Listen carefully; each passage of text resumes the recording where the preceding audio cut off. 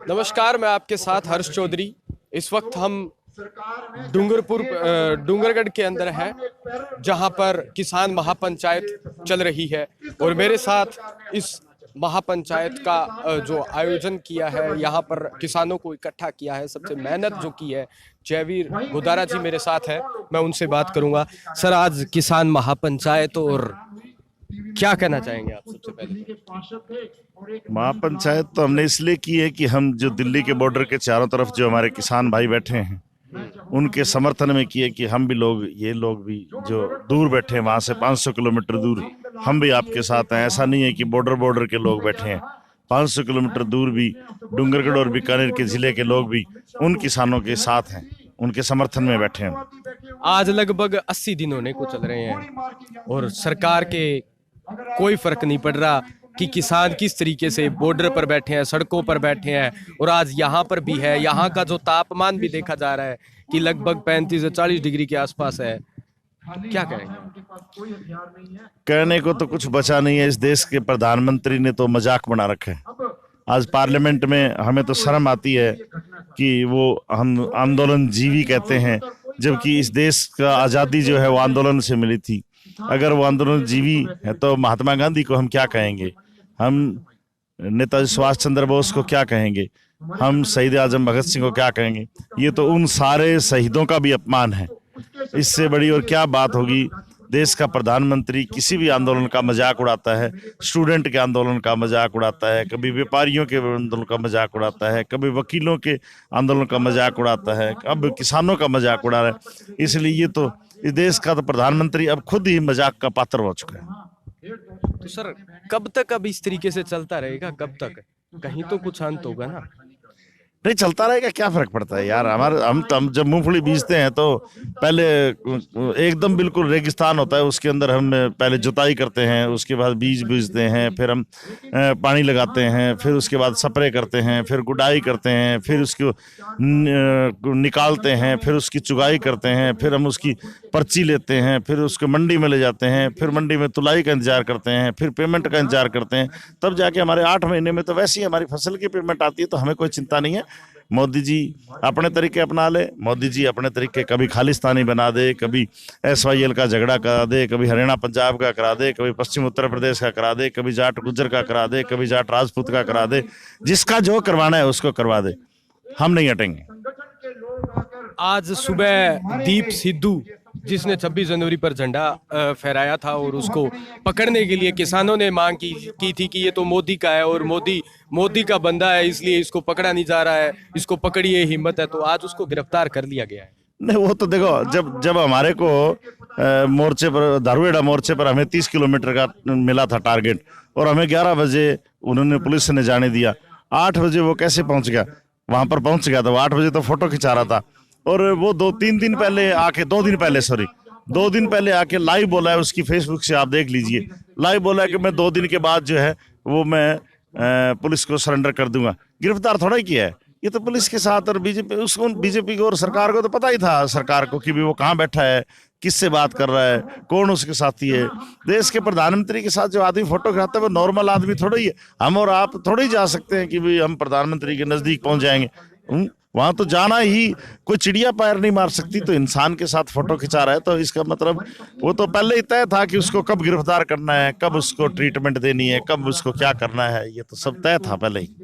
कुछ social media पर चल रहा है कि जो ये पंचायत हो रही है, या इसके अलावा कहीं की बॉर्डर पर जो किसान बैठे हैं, सड़कों पर बैठे हैं, उनका जो खाने का, यहाँ पंचायत में जो प्रबंध हो रहे हैं, जो व्यवस्थाएं हो रही है, ये सब पैसा कहाँ से आ रहा है?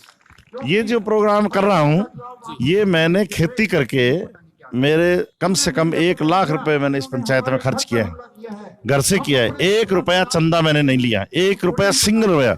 आज इसके अंदर गंगानगर से किसानों ने किन्नू भेजे हैं और इसमें 1 सिंगल रुपया किसी ने खर्च नहीं किया। हमारे अंदर जुनून है, हम 2-4 नौजवान साथी मिल करके और ये सारा इकट्ठा करके हम सारा खर्चा कर रहे हैं, अपना आंदोलन कर रहे हैं। लोग भी सहयोग करने के तैयार हैं, लेकिन हमने आज तक किसी से चंदा नहीं लिया है। यहाँ कोई चंदा पार्टी नहीं है, ये चंदा पार्टी तो गांव-गांव में रोज घूम रही है, आपको पता है, और उन पर पर्चे भी दर्ज हो रहे हैं। हमारे में से एक सिंगल आदमी ये बता दे कि हमने किसी से कलेक्शन किया हो। कलेक्शन करने की जरूरत पड़ेगी तो कर लेंगे, लेकिन आज ऐसी छोटी चीजों के लिए हमें जरूरत नहीं है, हम सक्षम हैं।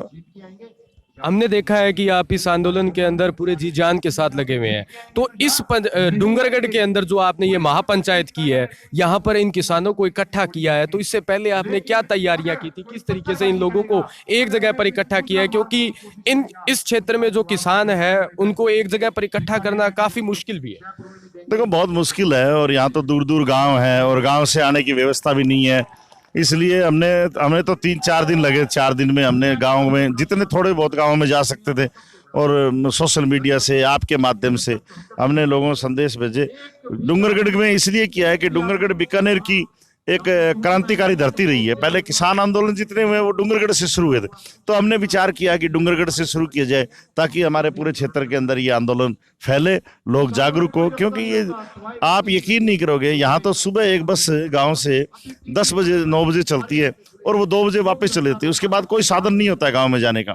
बहुत से सैकड़ों गाँव के अंदर ऐसे सैकड़ों गाँव ऐसे हैं जिसके अंदर आज भी पीने का पानी नहीं है, खारा पानी पीते हैं या 1-1 हज़ार रुपए के टैंकर मंगवाते हैं। आप अंदर जाओगे इंटीरियर में तो आप ये सोचोगे क्या यार, ये 70-72 साल से ये देश के साथ आजाद हुआ था, ये तो आजाद भी नहीं हुआ। इनको पीने के लिए पानी नहीं है, आने के लिए नहीं है। तो हमें बहुत मुश्किलें आती है ऐसी जगह आदमियों को इकट्ठा करना, बहुत ही मुश्किल आती है। क्योंकि यहाँ के किसान के पास कुछ नहीं है, ये तो बरसात पर डिपेंड है, ना कोई नहर है ना कोई और चीज है। तो यहाँ तो किसान जो आता है तो बहुत ही मुश्किल है। और सबसे अच्छी बात है, ये इतने जो लोग आए हैं, एक भी रुपया किसी ने हमारे से नहीं मांगा। अपना तेल डलवा के अपनी गाड़ी इकट्ठी करके गांव वाले अपने आप से आए हैं। तो आज तो डूंगरगढ़ की पंचायत, ये किसान पंचायत हो गई, अब आगे की कहाँ क्या रणनीति है सर? आगे की आज तो हमें यही रणनीति है कि आज हम इन सब से कहेंगे कि अपने अपने गांव में पंचायत करो। और अभी यहाँ से जाने के बाद शाम को मेरी पंचायत रतनगढ़ तहसील के अंदर सागासर गांव है, सागासर गांव में पंचायत है। अभी मेरी जाते ही यहाँ से अब खत्म होते ही वहां जाऊंगा। और उसके बाद सब जितने लोग आए हैं इन सब से निवेदन करेंगे कि आप अपने अपने गांव में पंचायत करो और प्रस्ताव पास करके संयुक्त किसान मोर्चा है उसको समर्थन दो। और ऐसे ही अब यहाँ से शुरुआत हुई है तो मुझे उम्मीद है यहाँ पर हमारे बहुत किसान नेता आए हैं अपने बीकानेर जिले के, वो अपनी अपनी जगह पंचायतों का हम आगे शुरू करेंगे। फिर गंगानगर और फिर जयपुर के अंदर एक बहुत बड़ी महापंचायत करेंगे, सभी किसानों की, सभी जातियों की, सभी धर्मों की। तो ये थे हमारे साथ जयवीर जी, जिन्होंने बताया कि अभी फिलहाल जो ये आज डूंगरगढ़ के अंदर महापंचायत है, जो इसके बाद में आगे की और पंचायतें भी होगी। इसके अलावा हम जयपुर के अंदर एक बहुत बड़ी महापंचायत भी करने वाले हैं, जिसमें पूरे प्रदेश के किसान वहां पर इकट्ठे होंगे। अगर सरकार इनकी बात नहीं मानती है तो वो वहां पर जाकर अपना प्रदर्शन करेंगे और अपनी एकता व अपना जोश व अपनी शक्ति दिखाएंगे। बने रहे आप हमारे साथ।